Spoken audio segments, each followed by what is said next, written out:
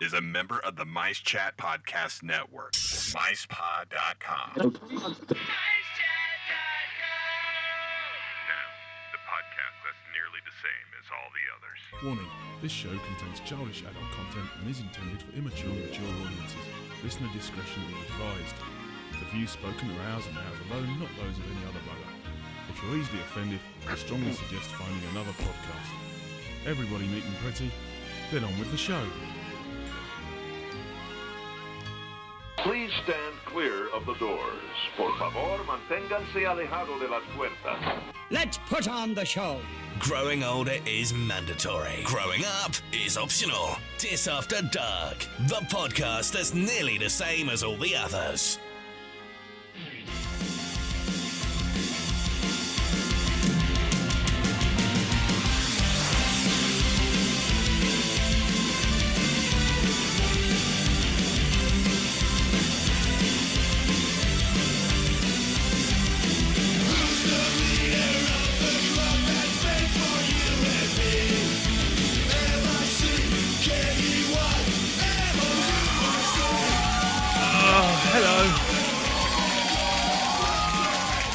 Thank you. Yes, DisAfterDark is filmed nearly in front of a live audience, but most of them are half cut by now. Thank you very much, ladies and gentlemen. Welcome back to the Mouse's Head. I am Paul. I'm still Nick. And I'm still the other Paul. And joining us in our little snug bar of the Mouse's Head today, would you like to introduce yourself, gentlemen? You can speak now. Or he could just remain very quiet in the corner. The show has got off to a flying start. Mr. Brent Dodge. And Marcel Marceau. Hey guys, how you doing? Thank you for joining us. And thank you for having me. Lost you before the show started. Yeah, the show has got off to a flying stop already. So there we go. Welcome to the Mouse's Head. Gentlemen, what are we drinking? Well, because I'm ill, I'm just sipping on Lemsip. Oh, this is going to be one of those shows, isn't it? Yeah, other medical drinks are available. Mr. D. And I'm still on the Hobgoblin in honour of Mickey's Not So Scary. That will do. Cheers. Oh, dear. Brent, would you like a drink?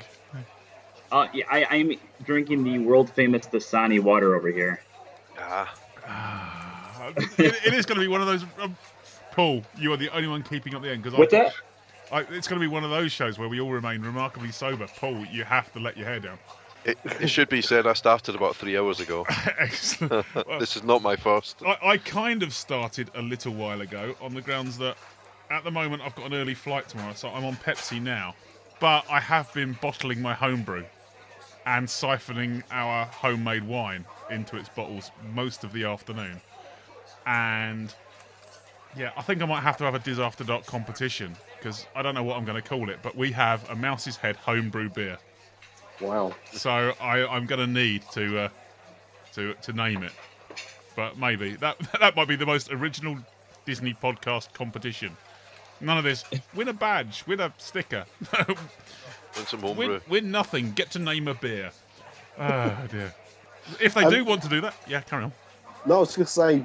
Brent, for those that don't know who you are, please tell our audience. I'm sure people know who you are, but in case they don't, who are you? Well, I am an author of 2 different Disney books, and I also run a website. My books are From Screen to Theme and A Closer Look at the Magic Kingdom's Fantasyland. And we've got a published author on the show. Yeah? And where do we find both these books? You can either get it from my website or from things like Amazon, Barnes & Noble, different websites like that. Excellent. We'll have to find out a bit more about those books, but we'll carry on. If they do want to get in contact with us, how do they do that?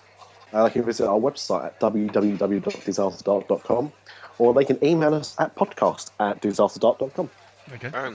And they can find us on Twitter at DisAfterDark or facebook.com/DisAfterDark.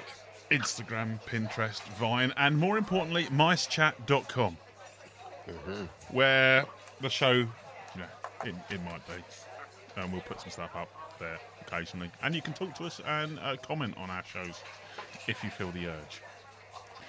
But you don't have to. So, right, that's that. Brent, when did you write your first Disney book? The first book came out back in 2009, but it took about 2 to 3 years to write. Wow.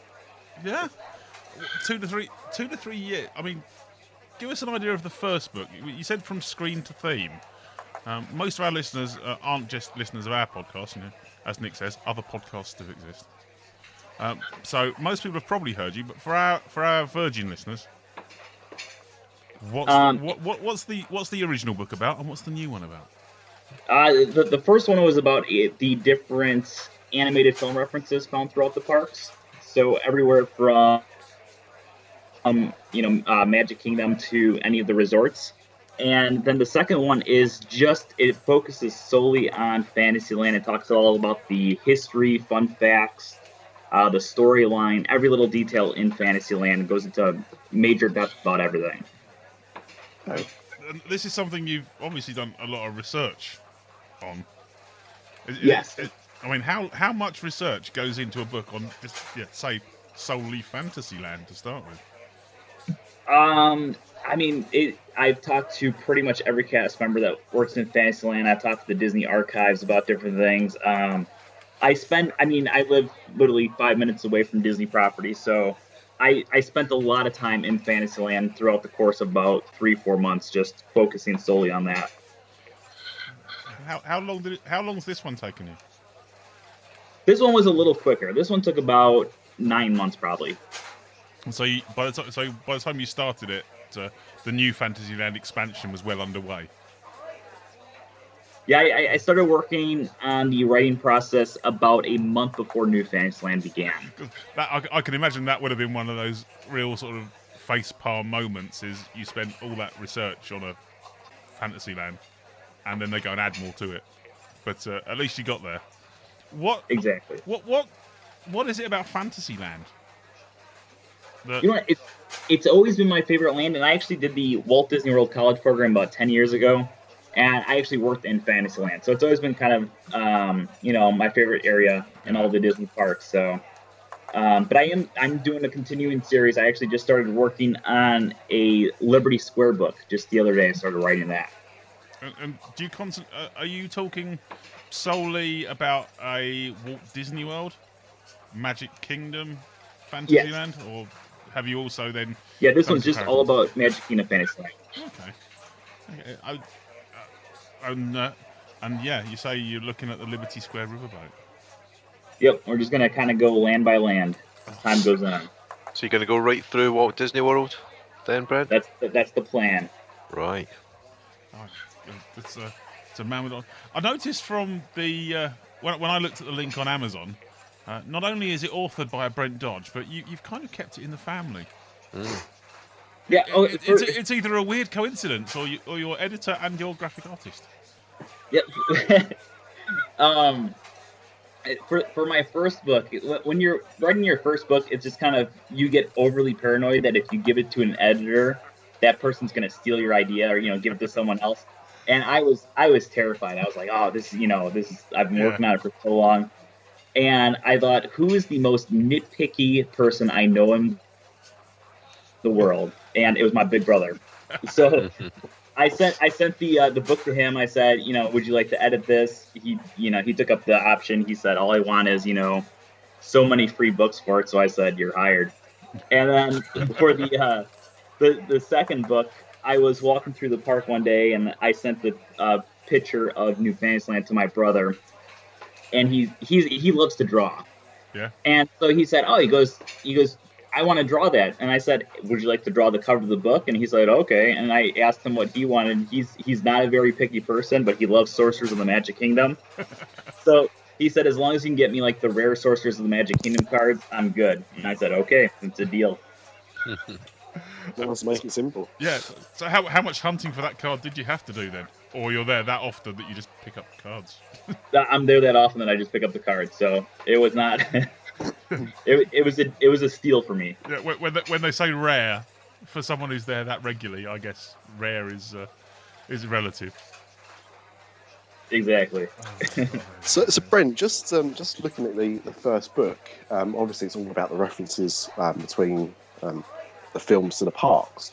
Have you got and I mean, obviously there's hundreds of things, but have you got a particular favourite, you say? Oh man, that's a tough one. I would say my favorite one is the one that kind of started it all. I was watching the parade, the 3 o'clock parade at the Magic Kingdom, and I was on the float with the genie, and it's got Aladdin up at the top. There is Bernard and Bianca from the Rescuers down at the very bottom of the float.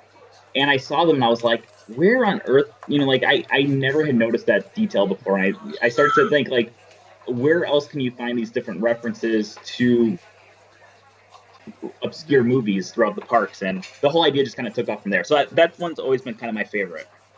So, I mean, have you ever been able to find the next? Because, I mean, that's quite an unusual one. So have you ever been able to find a reason why Bernard and Bianca were on that Aladdin float? After doing some research for the thing, that whole float is all about flight. So you've got the genie, you've got the carpet, on the back you've got Mary Poppins, and then there's Dumbo, and Winnie the Pooh's got his balloon there. And Bernard and Bianca are there mainly due to the fact that they flew on a bird in each of their films, so they just kind of fall into the whole idea of flight. That's true. Yeah. Okay. I mean, once you look at it like that, it goes from something that sounds like it doesn't make any sense at all to going, well, yes, of course, that makes complete and utter sense. So, yeah, why not? Yeah, it's a very weird detail, but yeah, it's a cool detail. So, do you reckon that there is something from every film, or are there still films that you haven't found yet?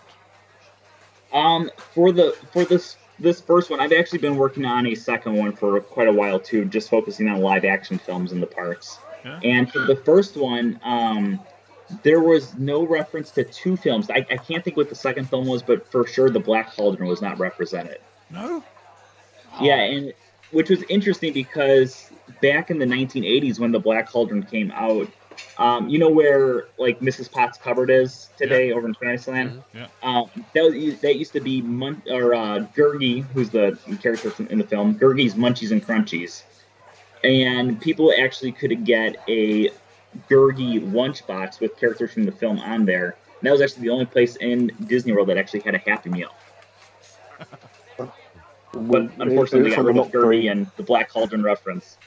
Not a very happy film, of course. Not a very happy film, but a happy meal. It's quite funny actually because on TV in the UK today we had The Fox and the Hound on Channel 5. For those that might want to catch up, I don't know. But obviously that was around about the same time that it was before the Renaissance that Disney got towards the late 80s. And you had The Fox and the Hound, which didn't do very well. And then that was obviously followed by the Black Cauldron. And that was, you had Fox and the Hound, the Black Cauldron, the Great Mouse Detective, or Basil, the Great Mouse Detective, as it's known over here, and Oliver and Company were the kind of in-between success films. But out of those, the one that's really kind of been held back a lot is the Black Cauldron. And I was actually reading about it before the show tonight, funny enough, about, how troubled it was, and there's like 12 minutes of film that have been removed and no one's ever seen since. And it would talk about whether or not Disney will ever allow that film to be seen uncensored. And it looks very unlikely because I think it was actually quite scary and graphic what they cut out. So it's, I'm not surprised there's not many references to it in the park, even hidden, to be honest. But it's a shame that, a film like that from a company like Disney has been kind of kept in the darkness for as long as it has. Yeah. So it was the scare factor, was it, that got it censored? Yeah, pretty much. I mean, they reckon if it came out as was intended, it would have been a PG-13, which would have been uncalled for Disney cartoon. And in the end, it was the first PG-rated Disney film. I think possibly the only Disney-rated PG film they've ever released. I just think the whole kind of idea of it was aimed at a slightly different audience to what Disney would normally aim for, and was a bit misguided, really. And bit of a shame. It could have gone the same way as Night Before Christmas, something released by Touchstone, and just not been a Disney release, but it wasn't, and now we'll never see it. But we've gone off topic, so sorry. Let's shift back onto comics. Yeah. The new book, Fantasyland. Can you give us a brief hint? What are some of the facts you've found? Some of my favorite facts are things like a lot of people know about the coat of arms that's on the castle representing the Disney family. But one of the things a lot of people don't know about is the clock on the front of the castle. If you look at the number 4, the number 4 is, all the numbers are Roman numerals, but the number 4 is I instead of IV, which most people know for the Roman numerals today. Standard watchmakers 4, yeah. Yeah, and the reason that was because at that point of the 17th century's castles, all 4s in Roman numerals would be 4 I's instead of IV. And if the castle was taking place in the 20th century, then they would have had an IV castle instead of 4 I's. Really? Because if you look at some of the really nice, expensive Rolexes, the proper watchmaker's 4 is that 4 I's. The 4 I's, yeah. Yeah, it's if you buy a cheap Seconda thing, he says, dissing Seconda owners. You'll find most of them are the IVs, but yeah, the proper watchmakers. I've never really looked up at the clock to actually find that. Yeah, I never noticed that. That's absolutely fascinating. I spent a good deal of time on the castle here. We talk about the Cinderella Castle Suite quite a bit. I've been in there, so I kind of have the whole little stories and the history behind that and what to look for in case people ever actually get a chance to go in there. Did you get in there under the umbrella of research? Is that how No, that unfortunately. I actually did that one as part of a D23 event back in 2009. Ah, right. Dear. Fantastic. Yeah, so how's the book doing? So far, very good, actually. I've been very surprised. It's been up there on the Kindle sales almost every single day. Excellent. Good stuff. So that's that one done, and you're working on the next one. So fantastic. Yep. When do you think the next one's going to come up, Brent? I'm sorry, what was that? When do you think the next one's going to come out? I'm hoping it's going to be sooner. I'm thinking maybe early of 2014. Now that I kind of have the idea of how to structure these things a little bit better, it should go a lot quicker. Is it all research, or do you have another job in the meantime? It's mainly research right now. I do some part-time jobs here and there to bring in more money. You do what you have to do. Pay for the annual pass and all that. Which I'm sure. How long have you been an annual pass member? Since 2008 or 2009. I was even expecting earlier than that, but then I thought you said you were college program. So how long did you spend in fact working? I did a full year. I was January 2004 to January 2005. Yeah, but then I actually moved back up to my home back in Wisconsin, and then finished up school and everything else. And then a few years later, I decided I didn't like Wisconsin as much as I liked being around Disney, so made the move. Wisconsin isn't quite Florida, is it? No. I think you can carry on there. I don't think we have any listeners from Wisconsin. Where is it? Where is it? It's somewhere in the middle, isn't it? North of Chicago. It's in the middle towards the northern part of the country. Up top, nearly Canada. Yeah, it's right next to the Great Lakes. There you go. My American geography is almost as bad as stereotyping most Americans' British geography, I suppose. Well, yeah, I cannot tell you anything about the UK whatsoever. So we lived in Wisconsin. We lived in Wisconsin for 2 years. More stuff about Mr. D comes out that we have no clue. Lived in Appleton, Wisconsin. No. Really? Way. Yep. Did you really? Yep. this stuff just comes out of him, doesn't it? Yeah. We should squeeze him more often. Yeah, I don't know. Don't squeeze me right now. I'm full of hobgoblin. Shall we carry on with what the listeners actually expect? Oh, okay then. Has anyone actually got any news? Let's do this bit. A view of the news with DisAfterDark.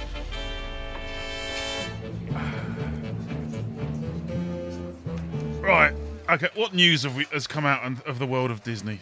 Some really important, crucial stuff. Yeah. Yeah. This show is all about beverages. It is. And there's some new soda flavours coming to Club Cool in Epcot. There are. It doesn't get any bigger than that. No. But before, I'm sure Mr. Dolan has a list there. Before we go any further with this, let's just stress that one thing that has been confirmed: Beverly is staying. Thank God for that. Yeah. I broke into a sweat when I heard they were changing the flavours. Absolutely, I was the same. I was exactly the same. So I thought if we get that out there now, that's going to stop people, continue to sweat for the next 2 minutes or so. Miss Dolan, carry on. I actually got to taste all the beverages today. You did you? I did go over there. Did you have a favourite of the new ones? Not really, honestly. I really liked the old China one, the one that was like watermelon-y. Yeah. And they got rid of that one. So there's another watermelon one there, but it's too carbonated. I don't like it as much. That's Melon Frosty. Fanta Melon Frosty from Thailand. That's it. Which, having been to Thailand last year, I didn't see anywhere. No. But then the same thing can be said. I don't know anywhere in the world, and I can't find any reference to anywhere you can buy it, Beverly. I didn't see it. It doesn't actually exist. I'm sure it's a made-up drink for the purpose of making people gag. It's I'm sure it's from Italy, Beverly, but I could be wrong. Yeah. No, it is. Allegedly so. Doesn't exist. Can't find it anywhere in Italy. Did you go to McDonald's? Did you go to McDonald's? Perhaps that'll be it. Yeah. Yes. I mean, Paul, do you want to reveal what's gone, what's changed? Sure. So you got Fanta Pineapple. You've got Vegeta Beta, which is currently available. So I think that one's staying. That's a Japanese one. Fanta Melon Frosty, we've talked about. That's Thailand.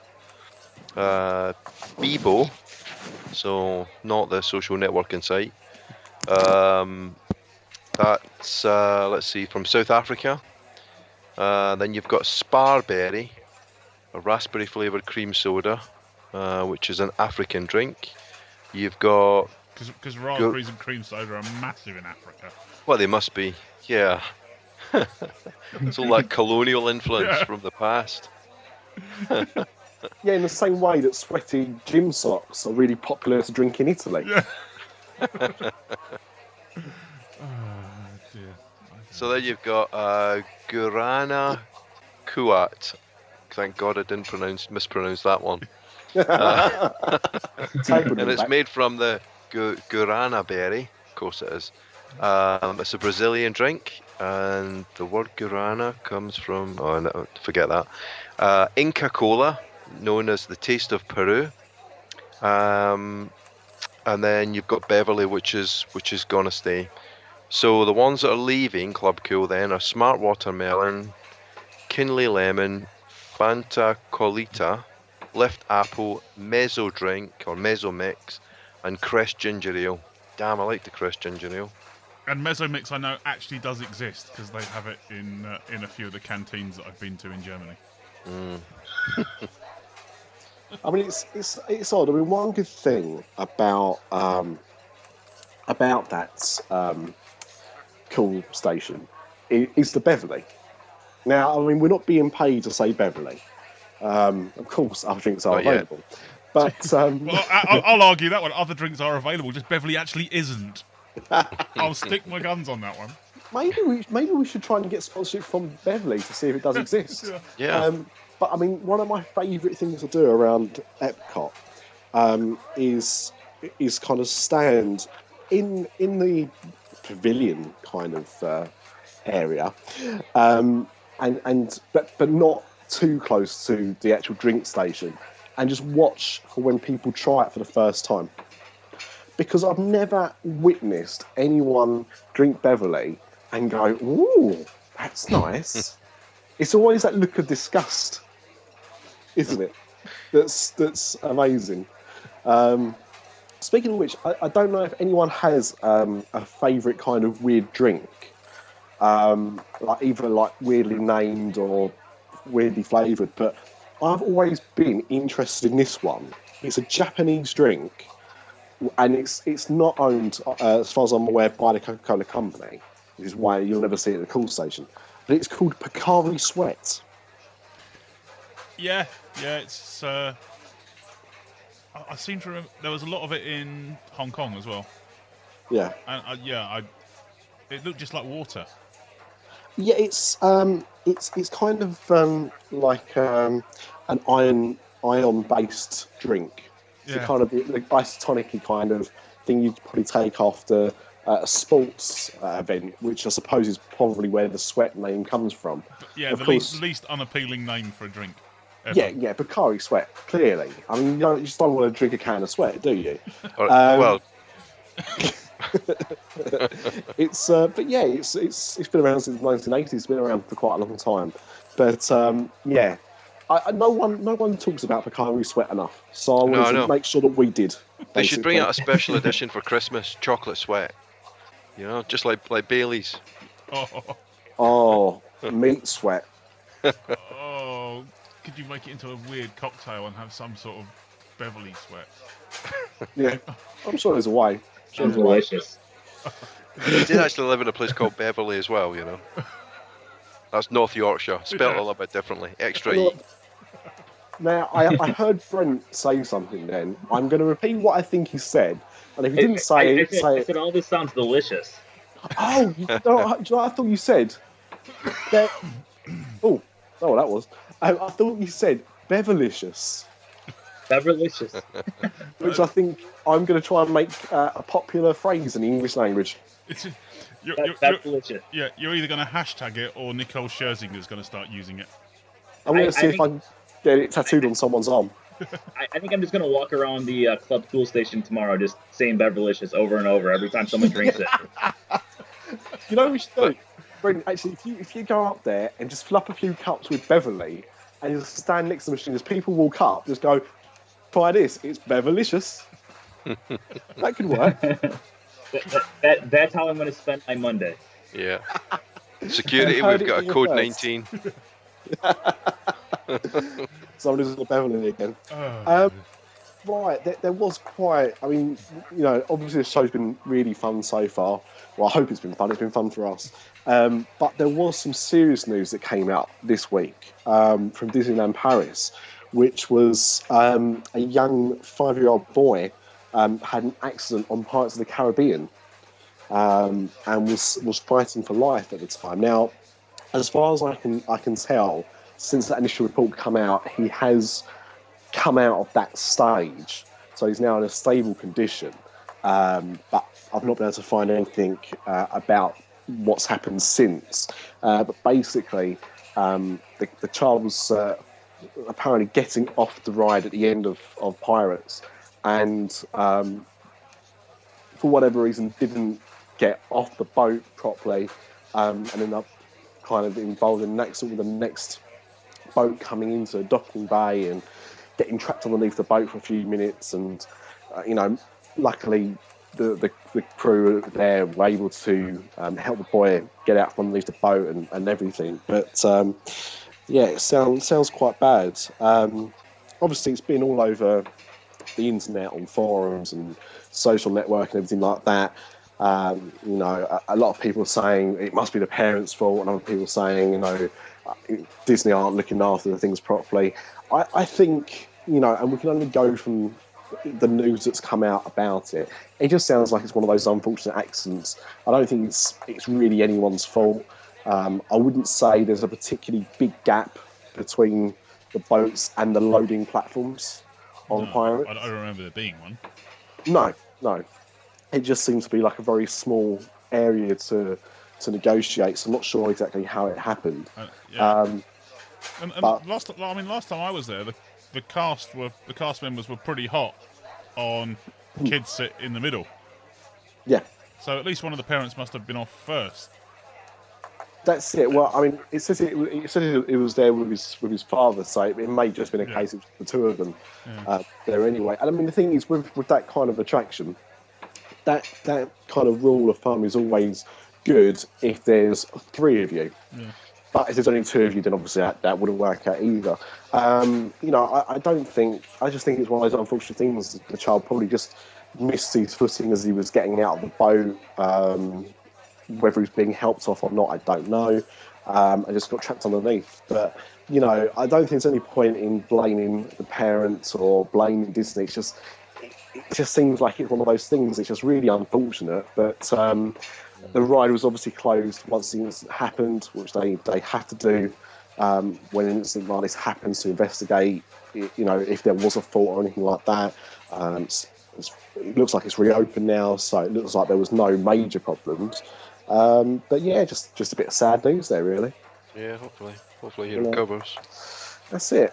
Yeah. And I mean, the one thing that I read some shocking stories this week from comments of people talking about the accident, in that because it was half term, the British half term last week, and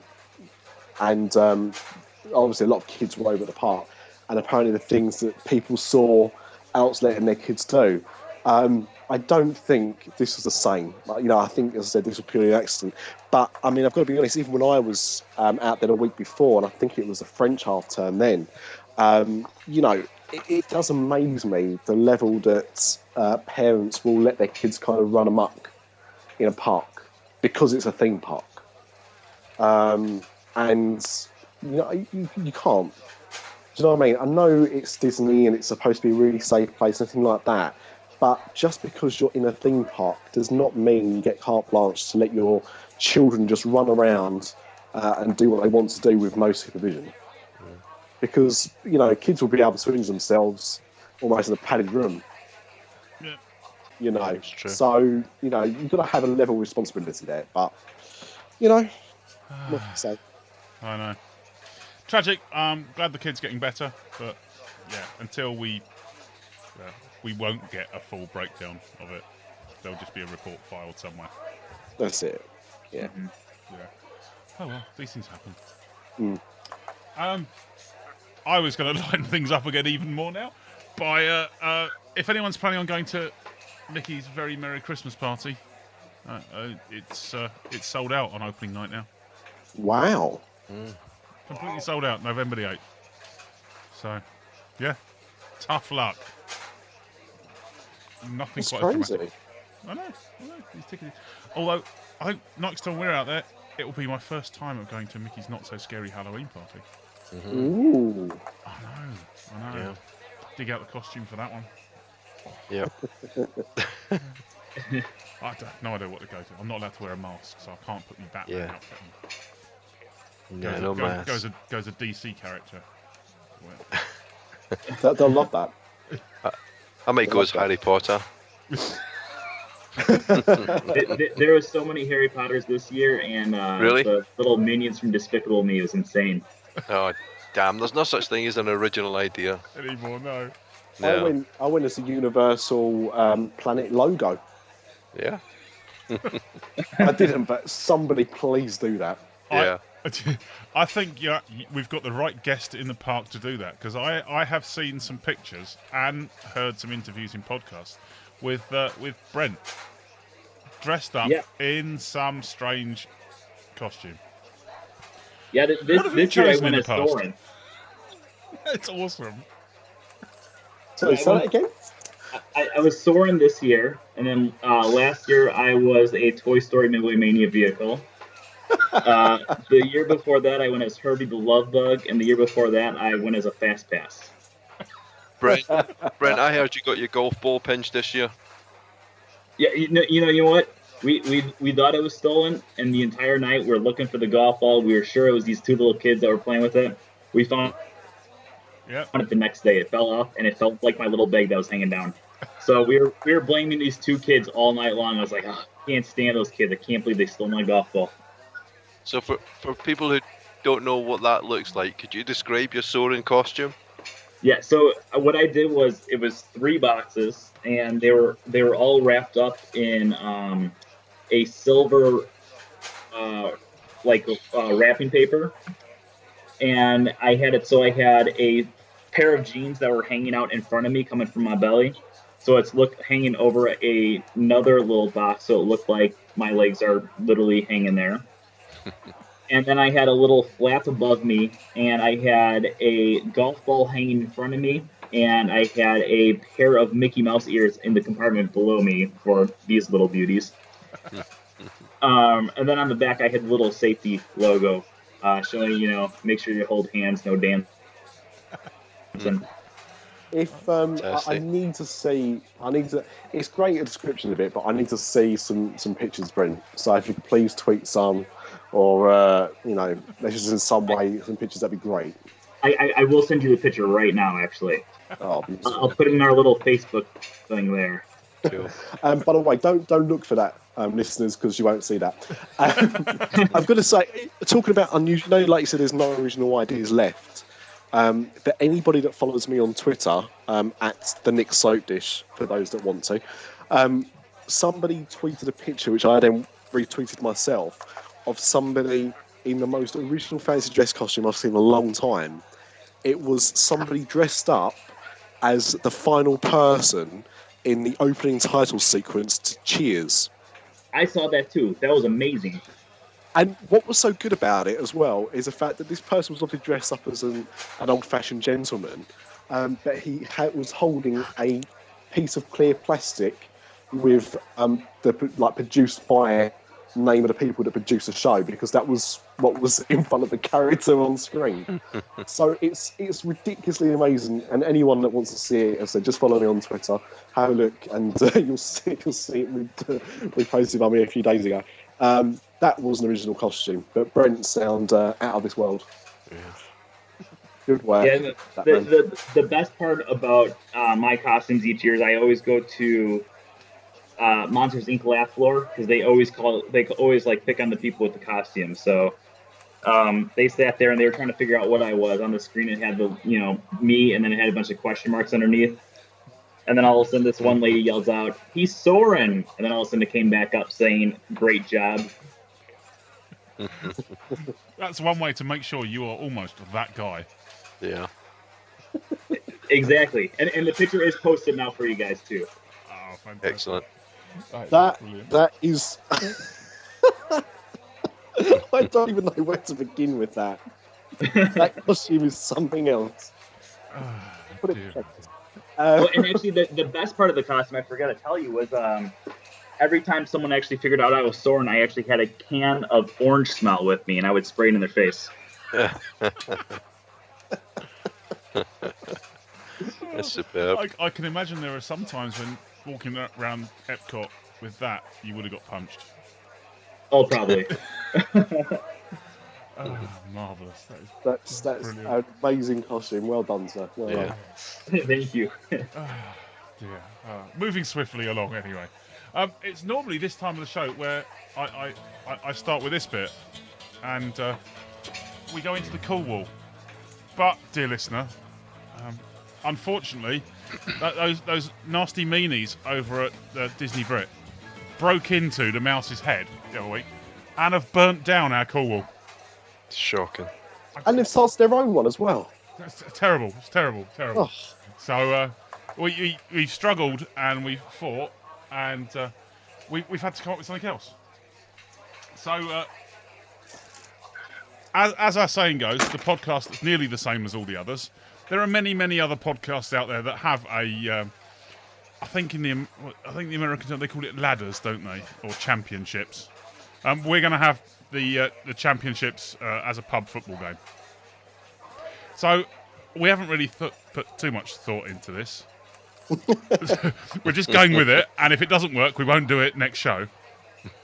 But what I'm going to give Nick and Paul, I'm going to give you each one ride attraction show, whatever. And it's your job to extol its virtues for 1 minute. And I will choose the winner from the end of that 1 minute. The rules are, you cannot, for that 1 minute, hesitate, repeat yourself, veer off topic. If you do, the opposition score a point. I'm out already then. Yeah, I'm in trouble. So hang on, have we got just a minute? We have just a minute to do this in, yes. Oh, okay, that's interesting. If at the end of it we have an identical score, then we'll figure out what we do after that. Go to a penalty shootout or something. Who's up for going first? I'd say age before beauty, but that's cruel. I don't mind taking one for the team. Have I got a coin on me? I'll tell you what. I've got the Hang two. on a second. You're going to do a I'm coin going to do a toss. coin flip on a podcast. On the radio, yeah. nothing works better than that. Let's play another interesting game. Let's play I Spy on a podcast. Very successful. I've tried writing a little program that comes up with a random jingle of heads or tails either time, but it doesn't work. So it'll either just be all heads all the time. All the tails. Yeah. Look, you'll just have to trust me on this one. I'll give you the choice though, Nick. Heads or tails? Tails. Tails it is. All right. You're... Then I elect to go second. Thank you very much. Okay. Fair enough. Okay, I'll be taking one for the team then. Mr. D, Bring it on. you have 1 minute to talk about, without repetition, without veering off topic, without pausing too much, or anything else that falls under that we say about Rock and Roller Coaster. Go. Rock and Roller Coaster. This is a ride I like. So, what type of ride is it? Well, it's in the dark, so you could say it's a dark ride, but it is a roller coaster as well. And it's not really like anything else in Disney World. So, what's the theme? Well, it's themed around Aerosmith. You have a pre-show, and the pre-show takes place in a recording studio, and there's a movie, and it's pretty funny. And then when the pre-show's finished, you move through into a themed area, which is like a back alley area. And then you get on this roller coaster, which has got a fantastic start. It takes off like crazy. You go through some loops, some inversions, and the idea is that you're trying to get across town and get to this concert. Now, where is this ride? Well, it's in Disney's Hollywood studio. It's at the back of the park, quite near the Tower of Terror. And who's it suitable for? Well, it's suitable for anybody who likes thrill rides. It's not really suitable for little kids or people of a nervous disposition who have back injuries. And I reckon that's about my minute up, because I've got a stopwatch here as well, Paul. Oh, I think you did pretty well then. Did anyone notice any repetitions? I was only going to do one interruption. You should have done. Right, no, and the reason why, Paul went too quick, otherwise I would have done. And that was when he said that the pre-show was funny. And I thought that, at itself, that's quite tenuous. It's a fair because it's not particularly funny. But, I mean, otherwise I couldn't interrupt there for love nor money. I thought you did very well. Oh, that's a good... yeah, what do we do? You didn't get a point there. No, Paul gets a point. Yeah, that's a good score there. Very good. This is meant to last longer than just the 2 minutes. That's what she said. Yeah. Thank you. Thank you. There we go. In which case, right, Nick. Listen, if we give Brent one for Fantasyland, we could be here a while. The guy's written a book on it, for goodness sakes. Yeah. I got the book next to me. I'll just read right from it. Okay, Nick. You have 1 minute on the Animal Kingdom Safari. Go. The Animal Kingdom Safari, well, it does a bit of what it says on the tin. It's an Animal Kingdom and it's a safari. You get on a buggy which then goes around a fake savanna. I believe that's how it's pronounced. And you get to see many animals. Now, sometimes you do get to see many animals. Other times, Oh, not so many repetition. animals. Too many animals there. Keep going. Keep going. That's what you're supposed to interject. No. I'm not doing the exact because the whole just a minute thing is copyrighted. Brilliant. Yeah, I'm Okay, just some docking of the points. animals you can see are giraffes, rhinos, hippos, and many other animals you see in an African savanna. It's not everyone's favourite ride. Sometimes people find it a bit boring. They say it's not very entertaining or interesting, and they're probably right. It is going to be now available at night when Avatar Land expands and everything like that. I would recommend going on it at least once. Sometimes the queue for the ride are ridiculously long, and I can't say it's something I'd go on every trip. I like some of our guests, but it's not too bad.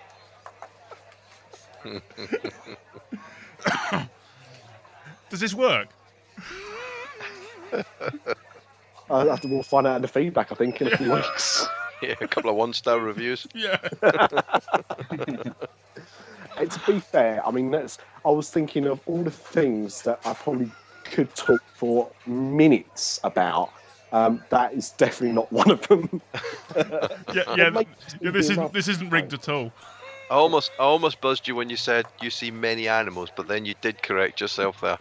Yeah, and sometimes you don't see many animals. Yeah. That's right. It can be either or, I suppose. Yeah. Dear, oh dear. I think what we need is some kind of buzzer function rather than shouting out, because shouting out, I think it's the Britishness in me, but You don't want to shout. I'm not interrupting. Sounds a bit rude. Stop it. I think we all know each other well enough to shout though.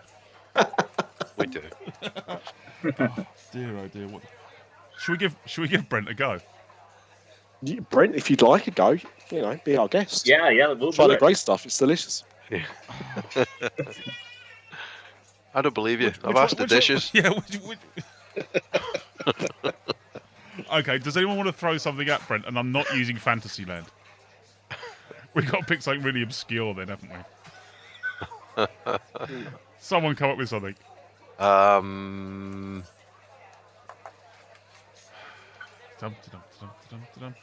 Okay, how about Autopia? Oh, good choice. Yes. Tough choice. Ready? Steady. Go. So Autopia is a ride over at Disneyland's Tomorrowland. There are 4 different lanes that you can go in there. When the ride first opened up, all the bumpers were actually made out of the metal of the future, which was aluminum. By the end of the first day, there's actually only 2 cars that were still running by the end of the first day. You can go through rocky roads, through dust alleys, through actual racetracks, and past different statues along the way. You can find a little mouse crossing symbol that goes underneath, and you will pass by the Matterhorn and the monorail and past the 20,000 Leagues Under the Sea, or Finding Nemo now it is. It originally was 2 different attractions, the Autopia and Mini Autopia for the little riders. Well, that's your minute gone, and I think it just proves that. Was that my minute? Yeah. Just a minute. Wait a minute. Brent's got to lose a point there. Because he pronounced aluminium wrong. The metal of the future was aluminum, and everybody knows it's aluminium. Yeah, we're docking a point for pronouncing aluminium wrong. Oh, poor Brent. But I want to recount. To be fair, they are correct. You do pronounce that wrong, and you can't spell colour to save your life. So I will put a U in the word color just for you guys if I get my point back. Oh dear. Judge is cool there, I think, but I am going to give it to Rock and Roller Coaster. Yay! It was a very strong minute. A very strong minute. Yeah. Yes. Yeah. I'm going to have to decide. We might have to come up with some way of interrupting. Here, listen to this. Listen. There we go. It's a Rock and Roller Coaster reference. Was it the brakes coming on? That was the wet thumb at the end of the pre-show. Oh dear. Oh, dear. Somebody grab my Les Paul. Well, which one do you want? I've got 2 of them in the lounge. Anyone. You can have the black one or the cherry red one. The black one. I really must get myself a sunburst. And there are a few people in the world who might know what I'm talking about. Ah, dear, oh dear. Anyway, yeah, that's enough of that. The rock and roller coaster moves on to the next round. Excellent. And next week, maybe something completely different, depending on the feedback we get from this one. Nothing else may come from this. Got to do something about that countdown music. Poor Brent is probably thinking, what's that noise in the background? What the hell is going on? Well, that It's a very- noise, very that noise in the background is the pub singer Yes, he's back. making his way into the bar, microphone in hand. So, if anyone needs to take a bathroom break or go to the bar and get another beer, now is the time to do it. Can I just say, like, I mean, I just assumed after his duet, that would be it. Because, I mean, I can't see how you can improve on perfection. Yeah. Next week, pub singer with Lady Gaga. I said improve on perfection, not worsen it. I don't know. With the Sherman Brothers. Oh, Pub singers wearing a meat suit. I've seen him, and it's the kind of thing he'd wear. Yeah. Yeah. Slightly sparkly and a bit Elvis-like. But, pub singer, take it away. It's a world after the world. It's a world after the world. It's a world every time to be heard. It's a small world after all. It's a small world after all. It's a world after all. It's a small world after all. It's a small world. Stunning. Thank you for that. You can go now. John Merrick sings the hits. I wonder what he does as a sideline. You know, I mean, he'd be a great window cleaner. I'd employ him. Yeah. I'd employ him. Oh dear, oh dear, oh dear. I think he's a tannoy announcer for London Underground. No. I can clearly understand what he says. Oh yeah, So yeah. he's too qualified for that. I'll have to put his next show through some like reverb and feedback or something. Nick, Yes. have you got anything you need to get off your chest this week? Well, of sense, yeah, of sorts. Even. In that case, you're up. It's soap dishes, sauce.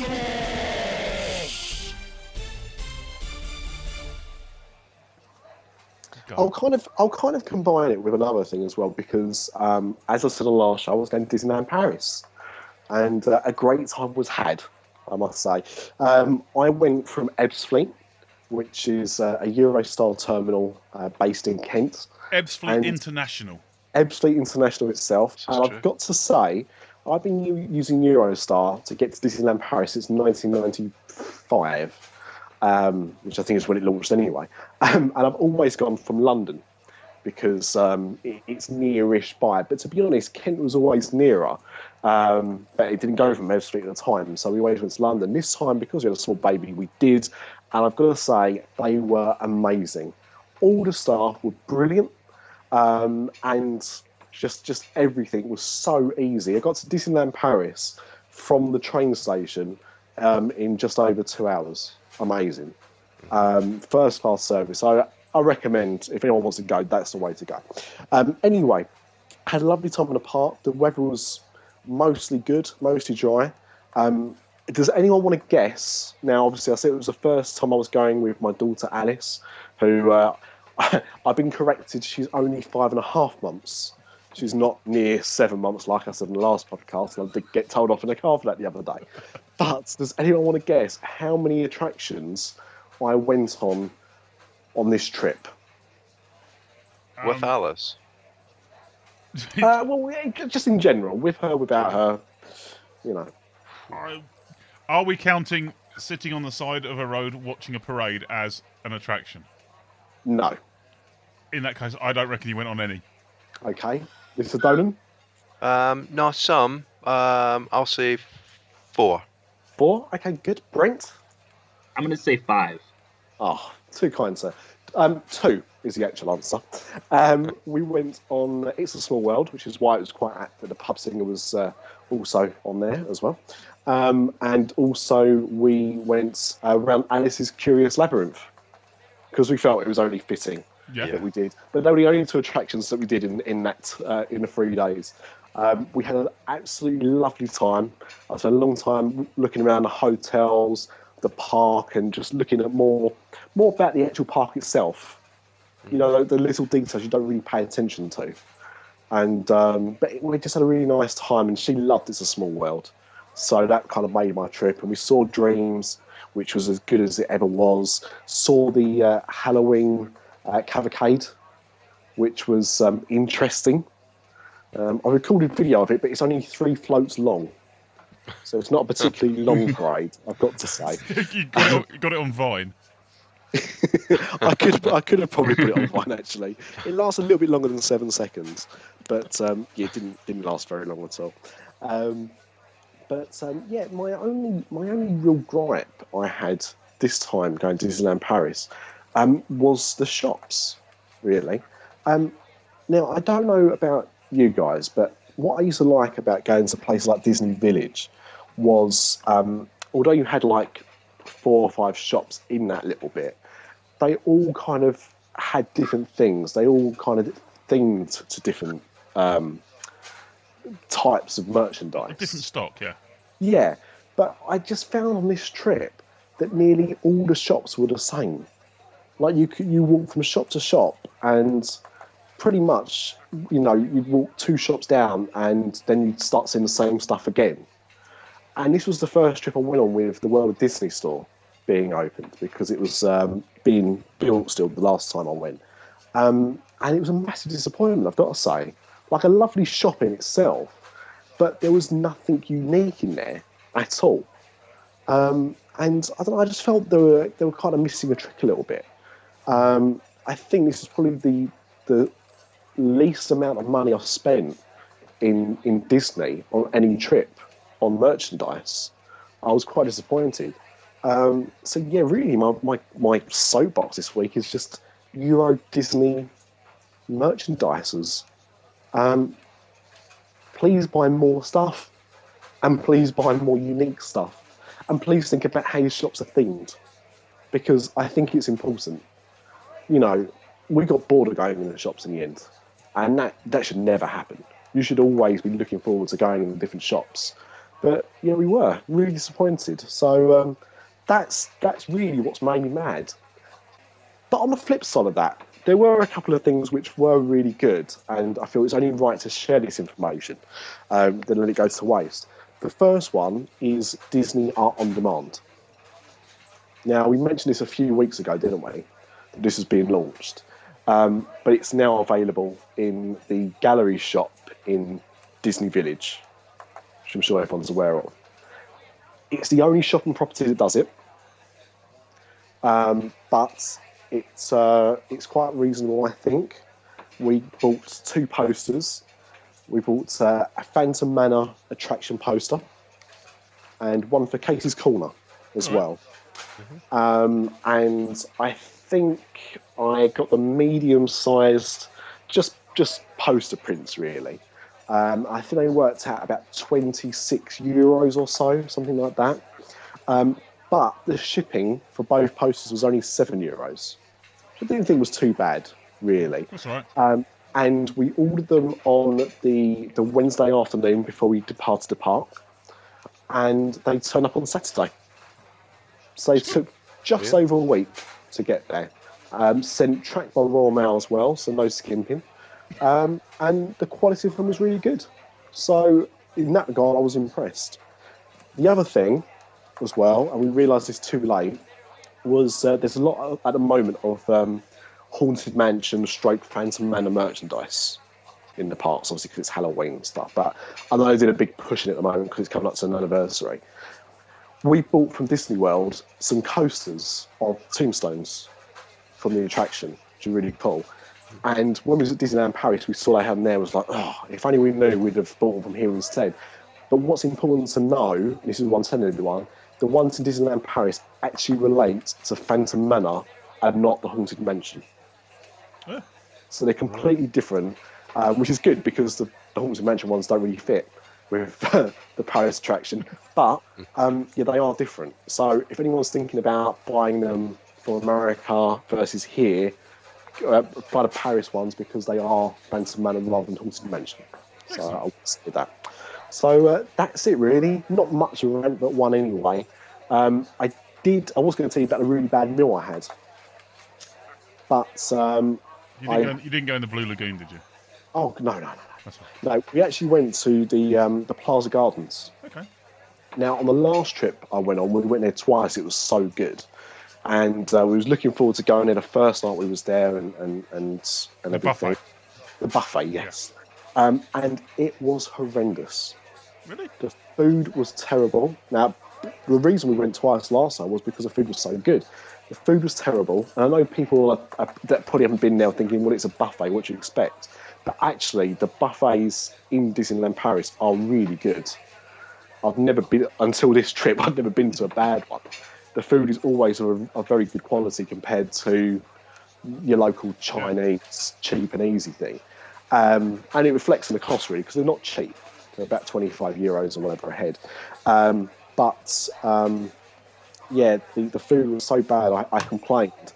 And at first, they just kind of took my comments on board until I pushed it a bit further. And in the end, we did get our money back, which so it did soften the blow a lot. They were very apologetic and said that they had some new chefs on, and the usual kind of stuff. But it was very bad compared to what it has been. And on the first night was not a good start, but as I said, they compensated, so it made it more tolerable in the end.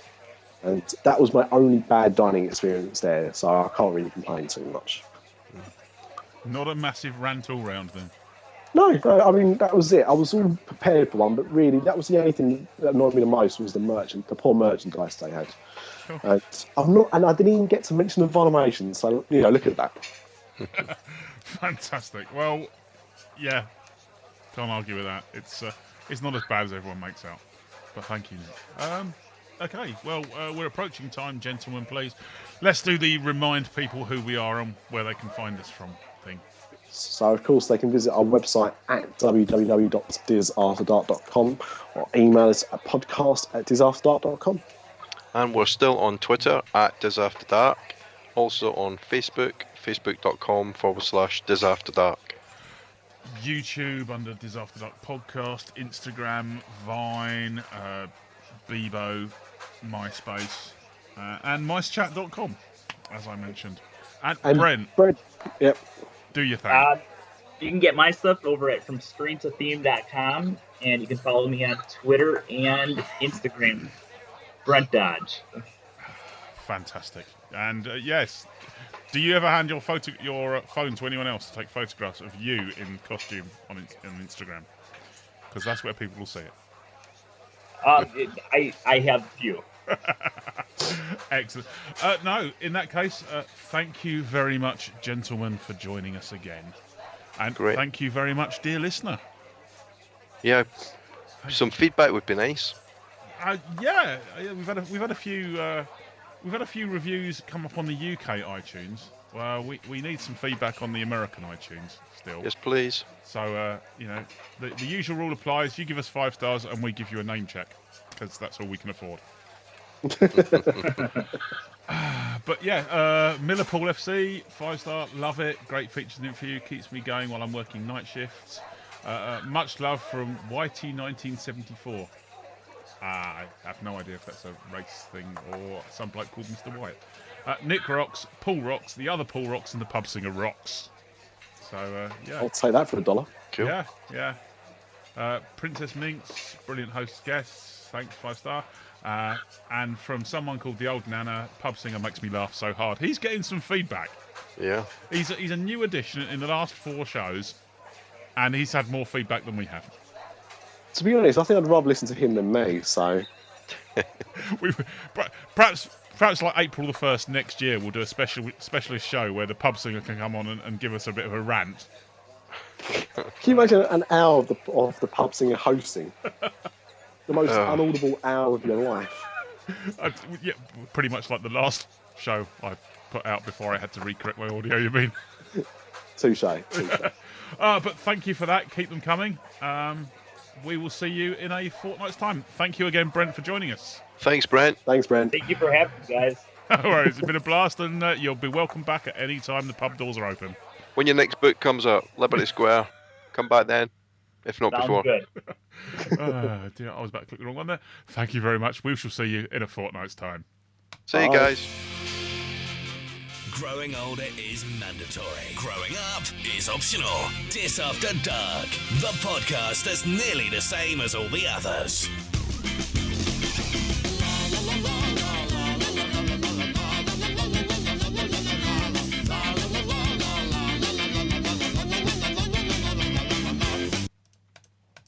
Nice beaver.